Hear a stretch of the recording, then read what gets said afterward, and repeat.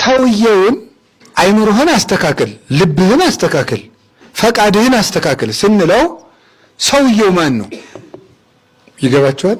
ትዳር የምትሆን ሴት ልባም ሴት ናት፣ አስተዋይ ሴት ናት። እኔ የእውነት ጠበቀ 36 ዓመት 30 ዓመት 35 ዓመት 40 ዓመት ዋጋ ከፍለ የማይሆን ሰው ላይ እንዳትወር። ሴት ሆነሽ በጣም ብዙ ወንዶች ስለጠየቁሽ አንቺ ወርቅ ነሽ ማለት አይደለም። አንቺ አፎርድ ሊያረጉሽ ስለሚችሉ ነው።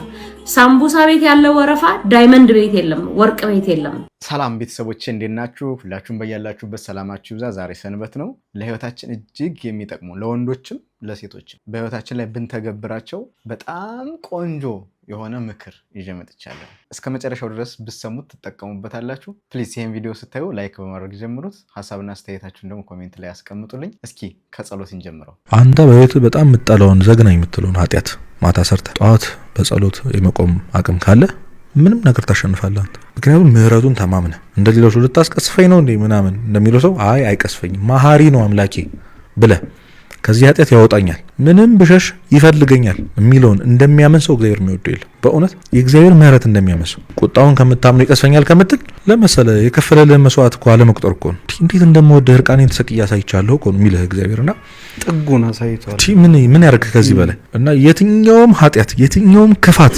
ሊወዳደር የማይችለውን የፍቅር ጥግ አይተናል ማለት ምንም ብትሰራ ተወሱ በዛው የፍቅር ቀን እድሜ ዘመኑ ሰው ሲገል ሲያርድ የሰው ቤት ሲያቃጥል ሲዘርፍ የነበረው ፊያቶ ዘይማን በአንድ ቃል የማረውን አምላክ ነው አንተ አይገባኝም እያልኩ ያለው።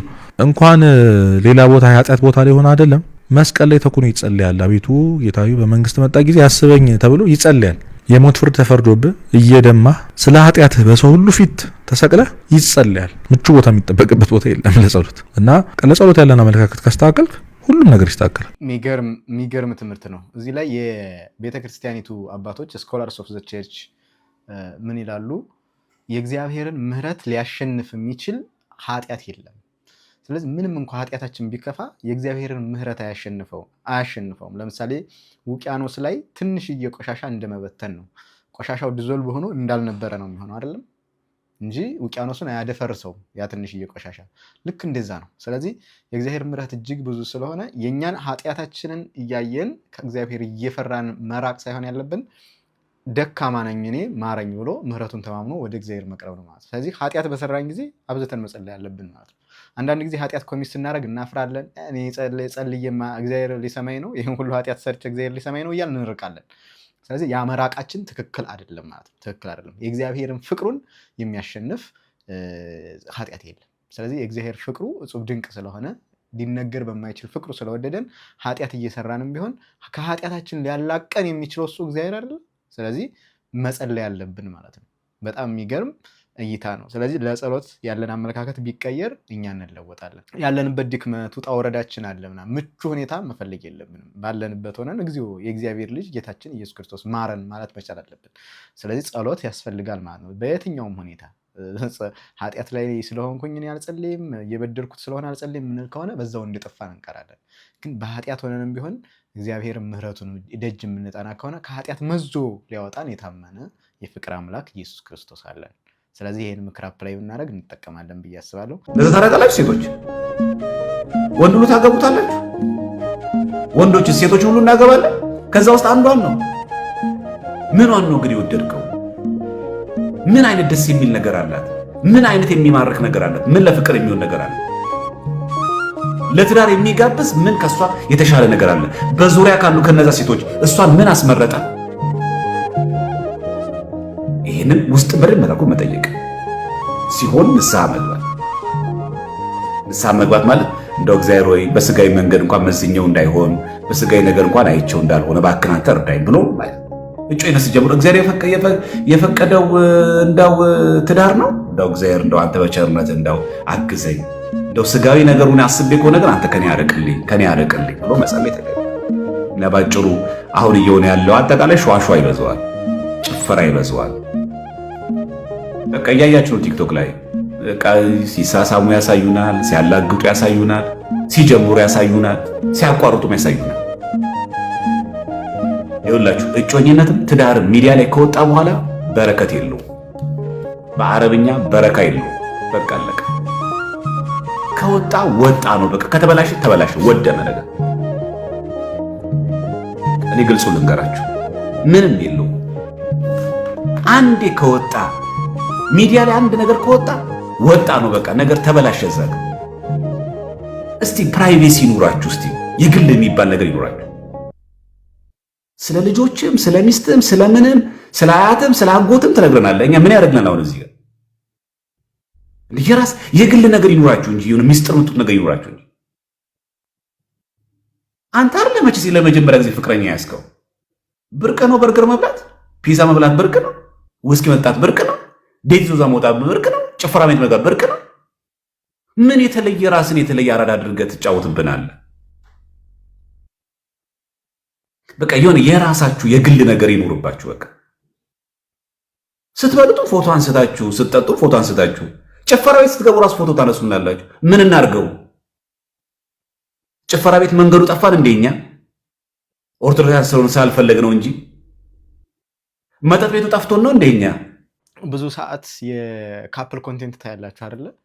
ጥሩ አይደለም። አሁን ሰው ሲፋቀርም የሚያሳይ ከሆነ ሲጣላም ጸቡን ገመናውን ሚዲያ ላይ የሚያወጣ ከሆነ የራሱ የሚለው ህይወት የሚኖረው ከሌለ ኬዎስ ነው የሚሆነው። ህይወት በጣም አስቸጋሪ ነው በነገራችን ላይ እና ሽሽግ ድብቅ አድርገን የምንይዘው የራሳችን ህይወት ሊኖረን ይገባል።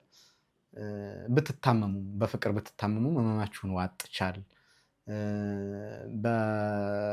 ተሳክቶላችሁም አንድ ላይ ብትሆኑ ቻል።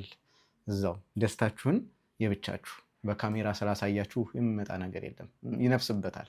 ሰይጣን ነው የሆነ ነገር የሚዘራባችሁና አይተኛም። በተለይ ደግሞ ትዳርን ለማፍረስ የሚተጋው ሰይጣን፣ የሚዋደዱ ሰዎች እንዳይገናኙ አብረው እንዳይቀጥሉ የሚተጋው ሰይጣን የተለየ ነው።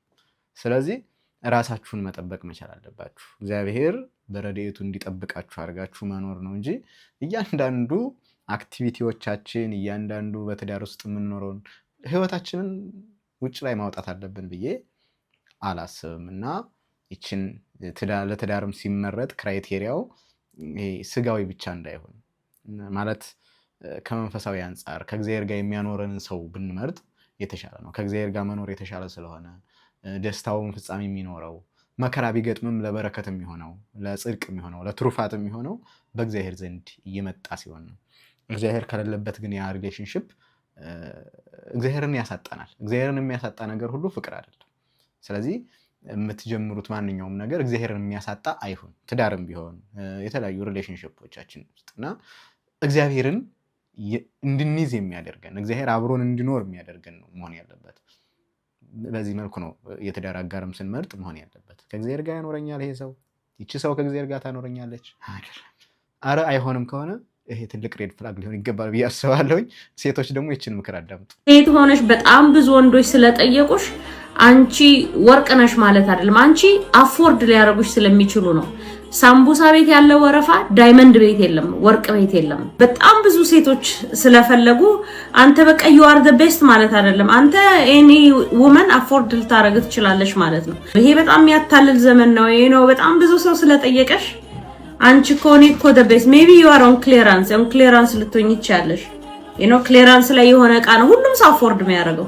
ሸልፍ ላይ ስላለ ሁሉም ሰው የሆነ ሰው ያገኝ የሚፈልገውም አይፈልገውም ነግቶ ሊያስቀምጠው ይችላል፣ ከፍሎ ሊወስደው ይችላል፣ በነፃም በግማሽ ፕራይስ ምናምን አለ። ዶንት ቢ ዳት ፐርሰን ኦኬ። እንደዛ አይነት ሰው አትሁኚ። ዋጋ ያላት ከሆንሽ ክብር ያላት ሴት መንፈሳዊነቷ ያደገ አእምሮዋ ያደገ በብዙ ነገር ያደገ ሴት ከሆንሽ አይቶሽ እችን ሴት ባገኛት እኮ እፈልግ ነበር ብሎ ማይጠይቅሽ ወንድ ግን አለ በጣም ብዙ። በትክክል ዋጋን ማወቅ በጣም አስፈላጊ ነው። ያም ስለመጣ ሁሉም ሰው ለቁም ነገር ይፈልጋል ማለት አይደለም እና ጥንቃቄ ያስፈልገዋል ማለት ነው። ጥንቃቄ ያስፈልገዋል ምክንያቱም ሁሉም ሰው ሸልፍ ላይ እንደተናገረችው ሸልፍ ላይ የሚታየው ነገር የሚገዛውም የማይገዛውም የመግዛት ፕላን ያለውም ፕላን የሌለውም እየጠየቀ ነው የሚሄደው። ዝም ብላችሁ ገበያ ሄዳችሁ ነገር አይታችሁ ዝም ብላችሁ ፕላን ሳይኖራችሁ ጠይቃችሁ አታውቁም። እንደዛ ነው። ስለዚህ ምንም የሚያስታቢ ነገር አይደለም። ብዙ ሰው ወደ ህይወታችሁ ስለመጣ ብዙ ሰው ስለጠየቃችሁ ምናምን አይ እኔ ተፈላጊ ነኝ የሚያስብል ነገርም አይደለም። የተሻለ የሚያኮራው ልባችሁ የሚያርፍበት የእናንተ የሆነ ሰው ሲመጣ ብቻ ነው።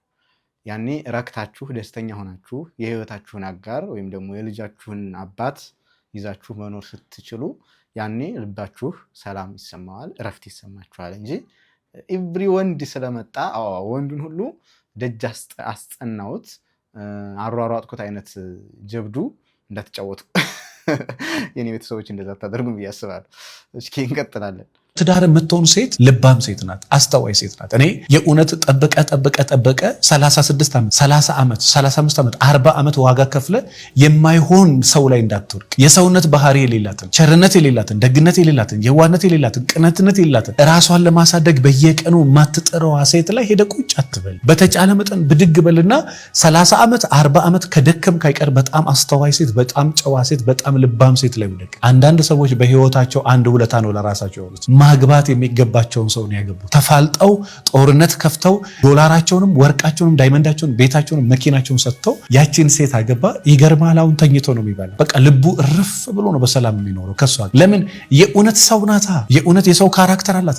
በጣም ብርቱ ናት፣ በጣም ትጉ ናት፣ በጣም ጨዋ ናት፣ በጣም ቤቷን የምትወድ ናት፣ እንግዳ የምትወድ ናት። ሴት አግኝተህ እኮ ሴት ቤት ያስገባሃት ሴት እንግዳ የማትወድ ከሆነ እኮ አባትህ ሳይቀር እናትህ ሳይቀር ቤተሰቦች ሳይቀር አንተ ጋር አይመጡም እኮ። እንግዳ እንኳን የማትወድ ሴት አንተ ጋር አይመጡም እኮ። ለምን ይመጣሉ? እንግዳ አትወድማ ሚስት፣ ስራ አትወድማ ሚስት። አንተን ተነስተ ቁርስ አብልታ መሸኘት አትወድም። በሰራተኛ ትበላለህ፣ በሰራተኛ ትጠጣለህ። በቃ ጫወታ ከሰራተኛ ጋር። ሚስትክ ሚስትነቷ ምኑ ጋ ነው እስከምትል ድረስ። እኔ የእውነት ሴቶች ዋጋችሁ ማሳደግ ከፈለጋችሁ በደንብ ጎንበስ በይና ምንድነው ሴትነት፣ ምንድነው ጠንካራ ሰራተኛነት፣ ምንድነው በጣም ጎበዝና አስተዋይ ሴትነት ቁጭ ብለሽ ሰርች በማድረግ እያንዳንዱን ቀን ራስሽን ማንቃት፣ ራስሽን መግፋት፣ ወደፊት ወደፊት ወደፊት። ከዛ በኋላ ሳታቂው የሚገርም ባህሪ፣ የሚገርም ለውጥ፣ የሚገርም ማይንድ ሴት፣ የሚገርም ልማድ፣ የሚገርም አለባበስ፣ የሚገርም አካሄድ፣ የሚገርም መንፈሳዊነት፣ የሚገርም ጥረት፣ የሚገርም ትዕግስት፣ የሚገርም አስተዋይነት በየቀኑ አንቺ ላይ ይታያል። ስለዚህ እንደ ሞያ ምን እመክራቸዋለሁ? በጣም ሲበዛ ለትዳር የሚሆኑ ሰዎች አሉ። በዛው መጠን ደግሞ ዜሮ ደረጃ ላይ ያሉ አሉ። ዜሮ በቃ ምንም በሌለበት ደረጃ ከሴትነት ያለፈ ምንም ነገር የሌላቸው ሰዎች አሉ። ከዛ በኢሉዥን ውስጥ ከመኖር ወጣ ብሎ ራስን ማሳደግ። ለምሳሌ ፋንታሲ የሆነ ነገር አእምሯችን ውስጥ የምንፈጥር ከሆነ ትክክለኛ የትዳር አጋርም አናገኝም፣ ሰውን መውደድ አንችልም። ስለዚህ ምንድነው መሆን ያለበት? ያንን ሰው ሁላችንም የራሳችን ኳሊቲ፣ ለምሳሌ ወንዶች የራሳቸውን ኳሊቲ የሚያሳድጉ ከሆነ፣ ቤቱን አፎርድ ለማድረግ ፋይናንሻሊ ለመስራት የሚጥር ከሆነ፣ ጎበዝ ከሆነ፣ ራሱ ላይ የሚሰራ ከሆነ፣ ማንነቱ ላይ ስብዕናው ላይ አሪፍ ሰው የሚሆን ከሆነ፣ ሴቷም እንደዚህ ራሷን የምታሳድግ ከሆነ፣ ራሷ ላይ የምትሰራ ከሆነ ጥሩ ሚስት ትሆናለች ማለት ነው። ባልየውም ጥሩ ባል ይሆናል ማለት ነው። ስለዚህ የሆነ ኢሉዥን ውስጥ በተለይ ሶሻል ሚዲያ ውስጥ ያለ ኮምፒቲሽን ታዩታላችሁ። ግልብ የሆነ ህይወት የውሸት ከካሜራ ጀርባ ሌላ፣ ካሜራ ላይ የምናየው ሌላ የሆነ ህይወት ማለት ነው። እንደዛ እንዳንሆን ራሳችን ላይ መስራት፣ ራሳችን ላይ ማሳደግ፣ ሰው መሆን፣ መጀመሪያ ሰው መሆን፣ ከዛ ክርስቲያን መሆን፣ ከዛ በኋላ ጥሩ ሚስት ለመሆን መስራት። ጥሩ ሚስት መሆን፣ ደግ ሚስት መሆን በእግዚአብሔር ዘንድም ጥቅም አለው ማለት ነው። ደግ ባል መሆን ክርስቶስ ቤተክርስቲያን እንደወደዳት ሚስትን የሚወድ ባል መሆን ዋጋ አለው ማለት ነው። ስለዚህ በምድር ላይ ሲኖር ጥሩ ትዳር መስርቶ ጥሩ ልጆች አሳድጎ ለአገርም ለራሱ ለኮሚኒቲውም ለራሱ ለቤቱም ጥሩ ኮንትሪቢዩት አድርጎ ያልፋል። በሰማይ ደግሞ አንደኛው የጽድቅ መንገድ የጋብቻ ህይወት ነው ከምንኩስና ሌላ ማለት ነው። ስለዚህ እንደዛ ለመሆን ያብቃን። እንደዛ ለመሆን ያብቃን ነው። ሰውየውን አይምሮህን አስተካክል፣ ልብህን አስተካክል፣ ፈቃድህን አስተካክል ስንለው ሰውየው ማን ነው? ይገባቸዋል? ሰውየው ማን ነው ማለት አይምሮህን አስተካክል አልነው፣ ልብህን አስተካክል አልነው፣ ፈቃድህን አስተካክል አልነው። ሰውየው ማን ነው? ሌላ የት አለው? እንግዲህ አይምሮ ልቡና ፈቃዱ ነው። ስለዚህ ልብህን አስተካክል የምንለው ወይ ከዚህ ከአይምሮ ከልብና ውጭ የሆነ ሌላ ሰውዬ በኖረ ወይ ማን ነው እንደዛ የምንለው? ምን ይባላል? በሳይንሱ አንድ አስተሳሰብ አለ። የቤተክርስቲያኒቱን ደግሞ አንድ ልንገራችሁ። በሳይንሱ የሰው ልጅ አይምሮ ከእንስሳት አይምሮ የሚለየው ቲንክ ኦፍ ቲንኪንግ ማድረግ ይችላል ነው። ምን ማለት ነው? ራሱን ከራሱ ተነጥሎ ማሰብ ይችላል፣ መገምገም ይችላል ይባላል። የሰው ልጅ አይምሮ ገብቷችኋል አይደለም? የሰው ልጅ አይምሮ ከእንስሳትና ከሌሎች በተለየ ራሱን ከራሱ ነጥሎ ማሰብ ተነጥሎ ከራሱ ተነጥሎ ስለ ራሱ ማሰብ የሚችል ነው የሰው ልጅ አይምሮ ይባላል። ይሄም እንዴት ነው የሚያደርገው? በምን ይታወቃል? የሆነ ነገር ላደርግ ነው ብሎ ወስና ይሄ ነገር ግን ትክክል ነው ብላችሁ ታውቃላችሁ? አታውቁም? እናውቃለን አይደለም? ስለዚህ የሰው ልጅ አይምሮ መልታይ ታስኪንግ እንደሆነ ነገር ራሱን በራሱ ማስተካከል የሚችል ነው። ራሱን ነጥሎ የማየት አቅም ያለው ነው የሰው ልጅ አይምሮ ነው። በቤተ ክርስቲያን ግን ይሄን ማድረግ የምትችል ነፍስ ናት። ነፍስ ይሄን ማድረግ ትችላለች ነው። ይሄን ማድረግ ትችላለች። ነፍስ ባህሪዋ ምንድን ነው ንገሩኝ? ለባዊት፣ ነባቢትና ሕያዊት ናት። በእነዚህ ባህሪዋ ማስተካከል ትችላለች። ይሄን መምራት ትችላለች። የእሷ ስንፍና ነው እንደዚህ ሁሉ የሚያመጣው ነው። የእሷ ስንፍና ነው። እሷ የሚያስፈልጋትን ነገር ማቅረብ ትችላለች ነው። አሁን እኔ ይኸውላችሁ አይምሮዬ ይዘጋል። መጽሐፍ አነብና አይምሮዬ እንዲከፈት አደርገዋለሁ። ሄጄ ታርቅና ቂም እንዲለቀኝ አደርጋለሁ። ስለዚህ መልካም ነገሮችን ፈቃድን በመቁረጥ ዛሬ ትንሽ ነገር በመተው መጀመር ይችላሉ። የዚህ ሁሉ አለቃው ነፍስ ናት ነው። ጥፋቱን የምትሰራው እሷው ናት። አለቃይቱም ደግሞ እሷ ናት። ስለዚህ እሷ እነዚህን ማቴሪያል እነዚህ መሳሪያዎቿን ማስተካከል ትችላለች። አሁን አይምሮ የነፍስ የሥራ ቦታዋ ነው። ያንን ማስተካከል ትችላለች። ሐሳቧን መግራት ትችላለች። አይምሮዋን ማዘጋጀት ትችላለች። ፈቃዷን መቁረጥ ትችላለች። ስለዚህ እሷ ስልጣን አላት። እነዚህ መገለጫዎቿ ባህሪዋ 3 ነው። አባታችን ቃለ ሕይወት ያሰማልን። እንደዚህ አድርጋችሁ ታውቃላችሁ? ራሳችሁን አይታችሁት? ለምሳሌ የተለያዩ ውሳኔዎች ተወሰናላችሁ በታችሁ፣ የተለያዩ ሀሳቦችን ታስባላችሁ፣ የሆነ ነገር ታደርጋላችሁ እና ከዛ በኋላ ትወጡና እንደ 3ኛ ወገን ሆናችሁ ራሳችሁን ጀጅ አታደርጉት? ይሄን ማድረግ አልነበረብኝም፣ ይሄን ማድረግ ልክ ነው፣ ይሄን ማድረግ አልነበረብኝም ብላችሁ አሰላስላችሁ የተሳሳተ ሀሳብ ከነበረባችሁ ሀሳባችሁን አርማችሁ አስተካክላችሁ ትክክለኛ ወደምትሉት ውሳኔ ትክክለኛ ወደምትሉ ሀሳብ ትሄዳላችሁ። እና አባታችን እያሉ ያሉት ነፍስ አዋቂ አይደለች ባህሪዋ። እግዚአብሔር አዋቂ እንደሆነ ሁሉ ለሰው ልጅ እውቀትን ሰጥቷል። የሰው ልጅ አዋቂነቱን ያገኘው በነፍሱ ነው። ከባህሪያተ ስጋና ከባህሪያተ ነፍስ ነው። ሰው ማለት 7 ባህሪያት ያለው ነው። 3ቱ ባህሪያተ ነፍስና 4ቱ ባህሪያተ ስጋ። ከ3ቱ ባህሪያተ ነፍስ አንኛው ለባዊነት ነው። ይሄ የእውቀት ነገር ማለት ነው። ስለዚህ እውቀት እግዚአብሔር ለሰው ልጅ ሰጥቷል። ያን እውቀት በነፍስ በኩል ነው የምናገኘው እና ነፍሳችን አዋቂ ናት ማለት ነው። ስለዚህ እሷ ማትሰንፍ ከሆነ የምንሄድበት መንገድ መርምራ ልክ ነው ልክ አይደለም እንድትለን እና እንደ 3ኛ ወገን ሆናችሁ ራሳችሁን የምታዩበት በዚህ በነፍስ በኩል በምታገኙት እውቀት ነው ማለት ነው። አንዳንዴ ከህሊና ውጭ የሆነ ስራ ሰራው ህሊና አይፈቅድልኝም ምናምን የምትሉት ማለት ነው። ይሄ አእምሯችን ስንገራ፣ ሀሳባችን ስንገራ፣ አስተሳሰባችን ስናስተካክል የሚመጣልን ሀሳብ ነው ማለት ነው። የዛሬዎቹን ቪዲዮዎች ተምረንባቸዋል ብዬ አስባለሁ። በልቦናችን ያሳድርብን። እስከዚህ ሰዓት አብራችሁ ስለነበርሽ በጣም አመሰግናለሁ። ሰብስክራይብ አድርጉኝ። ሀሳብ አስተያየቱን ኮሜንት ላይ አስቀምጡኝ። ላይክ ማድረግም አትርሱ። ቸር ቆዩኝ።